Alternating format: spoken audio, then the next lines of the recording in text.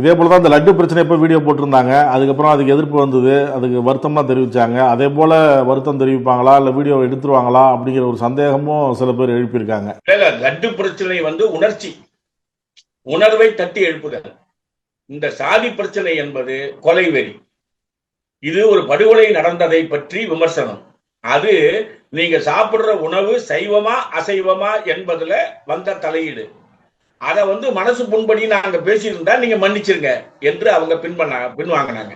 அது கிட்டத்தட்ட ஒரு சீரியஸா எடுத்துக்கல யாருமே. ஏன்னா பல முகநூல் பதிவுகள்ல என்ன கொண்டு வந்தாங்கன்னு சொன்னா, அசைவ உணவாக அந்த சப்ஜெக்ட் பேசப்பட்டு ஒரு 15 நாளைக்கு அப்புறம் பாத்தீங்கன்னு சொன்னா பலவிதமான நெய் ஊழல் வந்துருச்சு பெரிய வெளியில. யார் யார்கிட்ட நீங்க நெய் வாங்கினீங்களோ அந்த நெய் வாங்கின கம்பெனியே ஊழல் கம்பெனி, ஐடி ஃப்ராடு, கணக்கு வழக்குகள்ல மோசம் என்று வந்த உடனே அது அமைஞ்சு போச்சு. அதனால ஒரு பெரிய அளவுக்கு அது டேக் அப் ஆகல. ஆனா இந்த பிரச்சனைக்கு 2வது நாள் எதிர்ப்பு குரல் வந்த உடனே நாளிதழ்கள், தொலைக்காட்சிகள் அவங்களுக்கு நீங்க இந்த மாதிரி மிரட்டல் விடக்கூடிய சக்திகளை உடனடியாக கைது செய்யுங்க என்று சொல்லியிருப்பது ஒரு ஆரோக்கியமான சூழல் தமிழ்நாட்டில் இருக்கு என்பதுதான் காட்டுது.